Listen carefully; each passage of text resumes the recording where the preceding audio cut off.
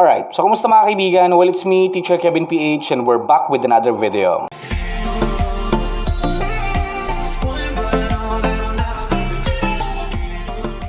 So, kagabi, meron tayong isang nakachat na client. Nagtatanong siya kung available daw ba tayo sa installation ng MS Office at antivirus. Bago daw kasi yung laptop niya, alam naman natin, puro trial version lang yung binibigay na MS Office kapag ka-brand new yung laptop mo. So, mag-e-expire yan in a limited time, mga 1 week, 1 month, or pwede rin namang sinuswerte, merong isang buong taon lang. So, nag-message siya, magpapa-install sana ako ng MS Office at antivirus. Tapos, ang dami niyang mga chats, mga kaibigan, na parang meron siyang trust issues. Kasi yon binili daw ng parents niya, ang hirap magpabili sa kanila, yun ang sabi niya. Sigurado ka bang hindi mabavirus or whatsoever? Takot na takot siya sa virus, mga kaibigan, sa computer. Sigurado ka bang hindi maapektuhan tong computer? Sigurado ka bang hindi masisira once na mag-install ka ng MS Office? Sabi ko, hindi. Kasi minor issue lang naman po yan. Basic to the basic lang yan na issue, ma'am. Wala po tayong gagalawin sa computer, as in mag-i-install lang tayo ng bagong MS Office. Then that's it.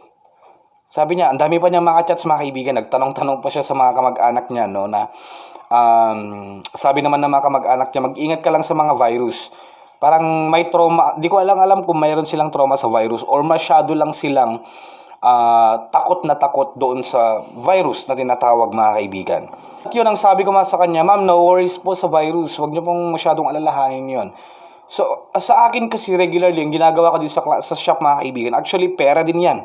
Kung tutuusin, no? Kung mag-i-install ako, meron akong mga antivirus softwares. Kung mag-i-install ako sa mga clients ng antivirus software, pera din yun.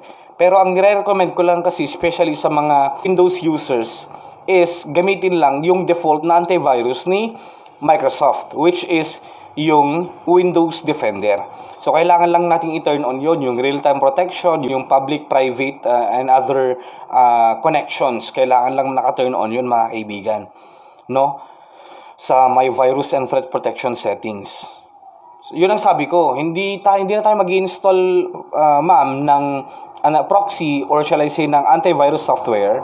Kasi nga, meron na po agad yan antivirus, yung laptop ninyo. Yan na po yung default na gagamitin natin. I do not recommend it din po kasi sa aking mga clients. Yun ang sinabi ko sa kanya. And talagang as in, mga kaibigan, as in kinakabahan siya na baka ma-virus daw yung computer niya kapag mag-install tayo o saksakan natin ng flash drive or ng external hard drive. Sabi ko, walang mangyayari sa atin, ma'am, kung hindi natin gagalawin yan. Kayo na rin na nagsabi na 1 week lang, expired na, wala, hindi nyo na magagamit yan. Until such, mga kaibigan, nag-send ako sa kanya ng videos or explanation na kesyo mag-install tayo ng antivirus software, ito na lang ang gamitin natin kasi default na meron na yan sa computer mo, parang ganun. And na-accept naman niya, and darating siya mamaya. So yun, mga kaibigan, sa mga naghahanap, nagpapa-install ng antivirus software, instead na gumamit pa kayo, gumastos pa kayo ng software, ng payment para sa software, no? Meron naman ng default antivirus software yan, yung operating system ninyo, especially sa mga Windows users sa Microsoft, no? Meron na po yan, Windows Defender. Kailangan lang nating i-turn on yan. Kailangan lang nating i-turn on yung real-time protection, yung virus and threat protection, public, private, domain network. Kailangan lang naka-turn on yung mga yan para ma-block yung mga suspicious files or sites na nagtatangkang pumasok sa ating mga computers. So, yun lang, no? Kesa gumastos pa, di ba? Yun lang ang tips ko as technician. Kung Windows user ka, Microsoft user ka, just use the default antivirus, no? Which is yung Windows Defender. Yun lang yung tip natin para sa araw na ito, mga kaibigan. Huwag niyo pong kakalimutan mag-subscribe. Thank you and Merry Christmas po.